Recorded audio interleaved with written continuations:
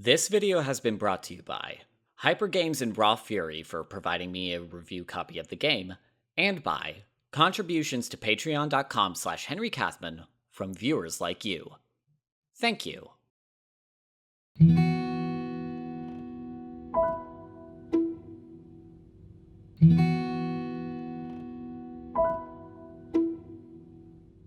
For the past 5 years of my life, I have found myself becoming tied to the world of Moominvalley and the writing of Tove Jansson. Not just being a constant source of comfort and enjoyment whenever I have had a reason to revisit the series, but in the ways that the Moomins operate in a contradictory realm between cultural ubiquity and complete obscurity. On one hand, Jansson's original stories acted as a somewhat subversive set of writings that are reflective of her queer identity and her countercultural philosophies. And if you live outside of the Moomins' main regions of Finland, Sweden, Japan, or Britain, there's a good chance that you've never heard of them before, which gives a feeling of exclusivity for any Moomin fans that may have only heard about them through Cottagecore fan art compilations or videos talking about the topic. Ahem. On the other hand, its recent rise in exposure online has allowed for the Moomin Company to greatly capitalize on its popularity and legacy as one of Finland's biggest cultural exports. The Moominvalley TV show is still Finland's most expensive television production to date. Its licensing company, Moomin Characters Limited, has an estimated annual value of 700 million euros, and the profile of the characters has been further extended with the release of biopics like Tove and video games like Snufkin, Melody of Moominvalley.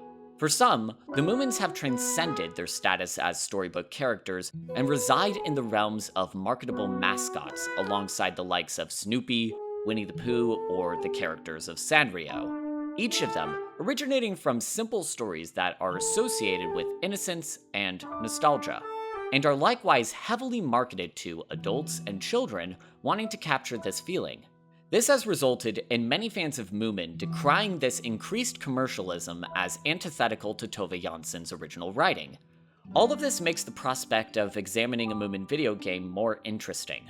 While the Moomins have found themselves depicted in many different forms over the years, the world of video games have been a surprisingly under-discussed realm for these characters. Part of this is the lack of proper cataloging of the 16 games that have been released since 1995. Though this also comes as a result of many of these games only being distributed in Europe or Japan. But perhaps the biggest reason these games have been so overlooked is the association they may have with various shovelware games that merely sought to capitalize on the brand name, rather than create an experience that seeks to adapt or complement the source material. While I can definitely point to a number of examples of this, the Moomin Company's protectiveness over their characters has resulted in far fewer cynical money grabs than one would expect. This is where the Norwegian indie studio Hypergames comes into the picture. Instead of pitching a game that simply took a certain gameplay loop and put a coat of Moomin paint on it, they sought to create an experience that places the Moomins into the emerging landscape of cozy video games like Stardew Valley, Spiritfarer, A Short Hike, or Wildflowers. Now, this is the part where I can go into all of the main talking points of a game review. I mean, it's got a lovely art style that effectively utilizes skeuomorphism, a design principle where facsimiles of objects resemble their original counterparts. In the case of this game, so much of the art style is tailor-made to resemble Tove Jansson's original illustrations in books like Who Will Comfort Toffel and the book about Moomin, Mimble, and Little Mai. In order to better achieve this, they have added small details to better create the feeling of playing a paper illustration, including jittering lines around the characters, a looping cycle of watercolor patterns, and a number of paper textures overlaid in order to create a handcrafted feeling that I would like to see other games try to utilize. The gameplay is a healthy mixture of Metroidvania-style exploration, stealth sequences, and brief action set pieces which help to create an enjoyable, albeit short and simple playthrough, demonstrating how established game genres and mechanics are transferable to non-violent experiences. The narrative manages to include a number of brief adaptations of stories from the likes of Tales of Moominvalley, Finn Family Moomin Troll, and most prominently, Moomin Summer Madness, capturing a certain amount of charm found in the original stories, but also lacking some of the qualities found in Jansson's original writing. But despite this, it's pretty easy for someone like me to recommend this to anyone who is already a fan of Moomin. Even if the developers hadn't given me a copy, I was gonna be buying this thing day one because of my affection and familiarity with the story. If anything, my biggest concern is whether or not this game serves as an adequate introduction to these characters for anyone entering Moominvalley for the first time. Though, if we're gonna be honest, anyone who is watching this video is probably going to be in a similar boat to me. So I'm not gonna try to convince you to spend the $20 it takes to get this game. Instead, I would want to spend the rest of this video discussing how effectively this game captures the philosophies of the Moomins and Tove Jansson's writing. If I had to give one reason why the Moomins have remained such an important part of my life, I would have to quote this 2022 article from Children's Literature and Education by Hanna Demel Chiarbetowska. The unique value of Jansson's book is a combination of universality, diversity, and the avoidance of simplistic solutions. To clarify this quote, while the Moomins initially appear quite simple in both appearance and mindset, that approachable exterior gives way to an introspective interior that often asks the readers to question the standards that dictate their lives. As a result, these stories still find themselves incredibly relevant to the world even nearly 80 years after they first emerge, as the philosophies of empathy, acceptance, and curiosity are principles that are just as needed today as they were for Tove Jansson in 1945. And like other prescient children's stories from the 20th century, Tove Jansson rarely gives the Moomins easy solutions to the problems they face. Instead, oftentimes subverting the common expectations of fairy tales in favor of encouraging readers to critically think about the world and their feelings about it.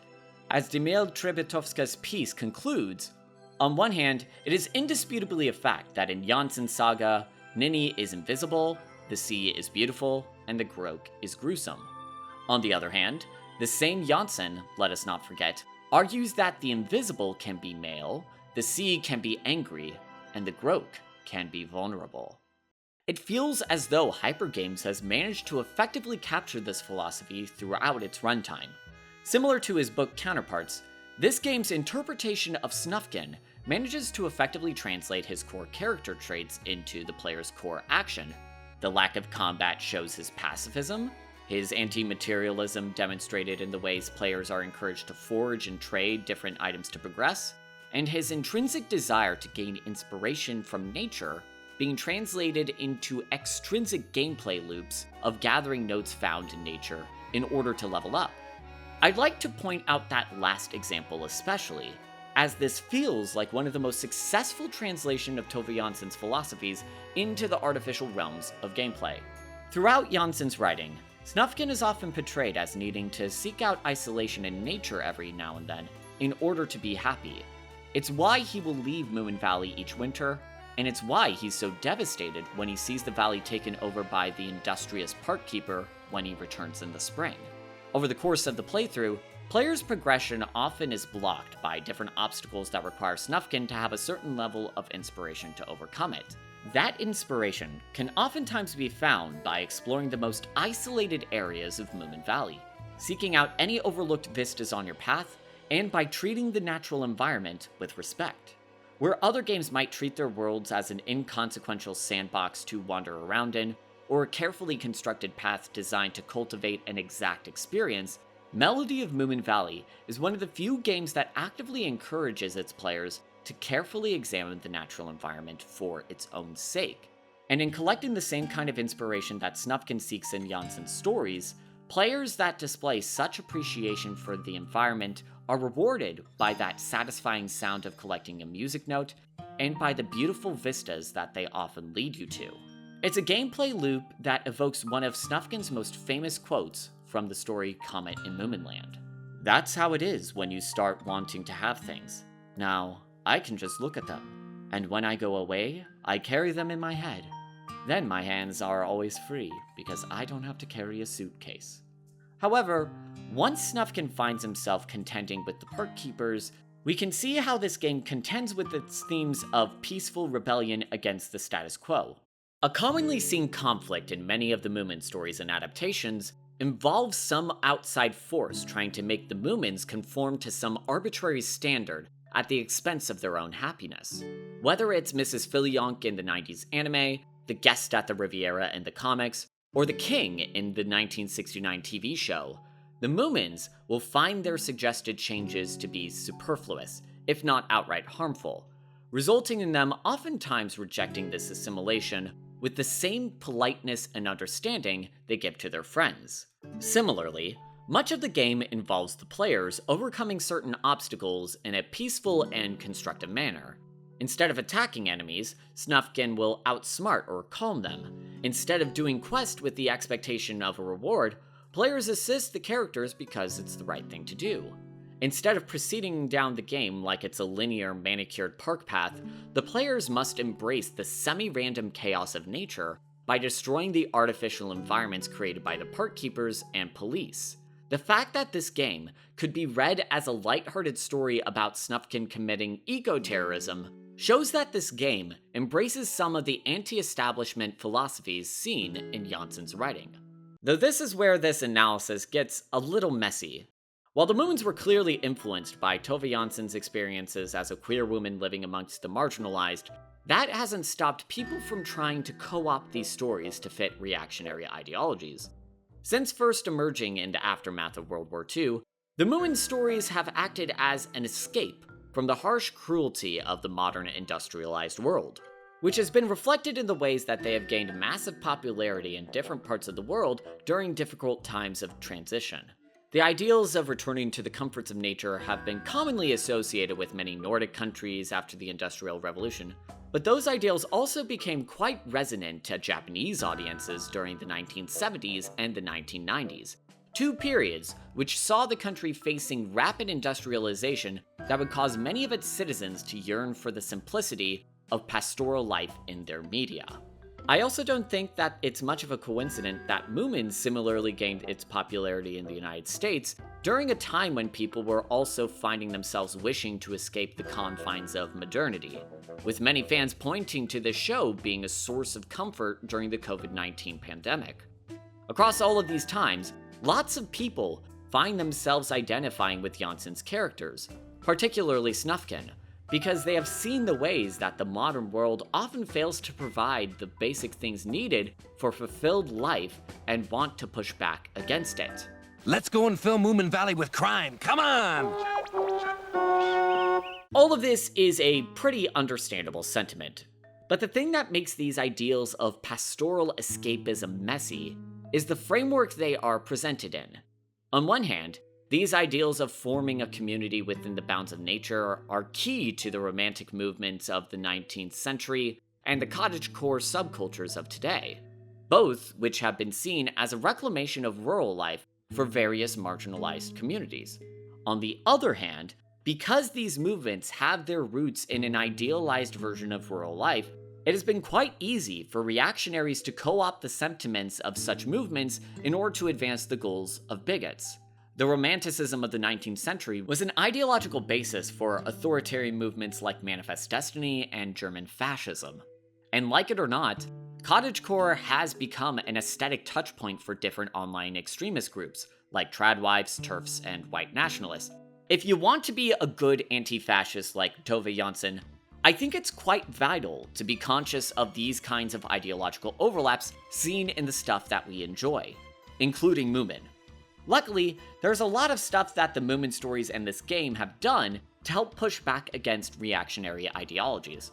For one, the fact that the primary antagonist of this game are police officers trying to uphold arbitrary and harmful laws on the land is going to be a deal breaker for most reactionary losers. But interestingly enough, the plans laid out by the park keeper have certain parallels with different colonialist campaigns pursued throughout history. Going back to Manifest Destiny as an example, many of the atrocities committed under American Western expansion were often done under the assumption that they were taming the American West by laying down the trappings of civilization, despite the fact that such expansion destroyed the work done by indigenous Americans to maintain the environment that had been going on for centuries, culminating in massive ecological disasters such as the near eradication of American bison, the Dust Bowl of the 1930s, as well as the increased prevalence of wildfires as a result of this expansion. Similarly, despite the park keeper claiming to bring about progress in building the park of the future, we can see the harm these parks place on the inhabitants and environment of Moominvalley. Animals are displaced, Moomin Mama's garden wilts, the rivers dry up, and wildfires begin to spread due to the negligence and hubris found in this progress. Secondly, while most reactionaries tend to care for the environment for the sake of upholding control over groups they hate, this game upholds the mindset of coexistence with the land and its indigenous inhabitants. While it can be easy to see Snufkin's destruction of the park as a wholly reactionary response to anything new, this reading is contradicted by the ways that Snufkin also manipulates the environment to make it more accessible throughout the game. Though instead of trying to permanently shape the land into something completely different, he is cultivating the natural environment to meet his needs in a way that will not do long-lasting harm to Moominvalley and its inhabitants. Whether it's picking up rocks to cross a river, pushing logs to cross gaps, or befriending different animals to overcome various challenges, when players have Snufkin interact with the environment, it is done in ways that treat the land that makes up Moominvalley as what Jane Bennett defines as vibrant matter. Bennett's philosophy postulates that when considering matters of ethics and politics, it's important to consider how inanimate forces and objects factor in certain decisions as if the objects themselves had agency in the situation. It's a school of thinking that was admittedly a little hard to wrap my head around at first, until I read Moomin Papa and the Vibrant Matter by Arwen Mirabor. If you're interested in diving into the wild world of Moomin academia, I've linked their article in the citations, but in short summary, Mirabor's paper analyzes how Jansson's 8th book, Moomin Papa at Sea, demonstrates Bennett's theories in the ways that the Moomins treat the island they move to. While each member of the Moomin family goes on to treat the island in their own ways, they each come to understand the ways that the island acts in a manner that essentially makes it a sentient being that cannot be fully controlled. A passage that Mirabor points out that I found particularly relevant to this game can be seen in Moomin Mama. Throughout their time on the island, Moomin Mama tries to exert her agency over the island by trying to make it more like Moominvalley. First by filling the interior of the lighthouse with paintings of home, then by trying to cultivate the island into something more domesticated. She cleans up the beach by removing driftwood, tries to make the wilderness cleaner and more organized, and most vitally, tries to make a garden filled with invasive rose bushes that eventually wither away. As the story continues, her repeated failures cause her to realize the limits behind her pre-existing ideas of how things should grow. Before she comes to understand how the island has its own agency and what to grow there, Moomin Mama tries to shape the island into her narrow perceptions of what is beautiful, and fails. And once she expands her definition of beauty to something that coexists with the vibrant matter that makes up the island, Moomin Mama is finally able to make peace with her new life, embodied when she is finally able to create her garden by using the naturally growing wildflowers of the island instead of the roses of Moominvalley. This reading of Jansson's work has helped me better understand and appreciate the kind of stuff Snufkin Melody of Moominvalley was going for. A surface-level reading could easily interpret this game as a superficial story of environmentalism, a story where all the world's issues go away after planting a couple of trees. But when examined on a thematic level, like that of Mirabor, one can see how Snufkin's rebellion against the park keeper is done in service of the valley on a spiritual level. It shows that in any matters of progress, it is important that we try to keep the long-lasting consequences of our actions in mind, and put the perspective of those most directly affected at the forefront of such decisions. For as chaotic and wild Moominvalley may seem, these facets of the world have helped to come together to create a melody that we all can listen to. And the fact that this game is able to make me think about the Moomins in a new way after all of these years is perhaps the best demonstration of the value that can be found in presenting old stories in new ways. So here's hoping that we can see more of that in the future, and perhaps more games like Snufkin Melody of Moominvalley can come along to encourage us to examine our world in more complex ways. But until next time, thank you for watching. Best wishes.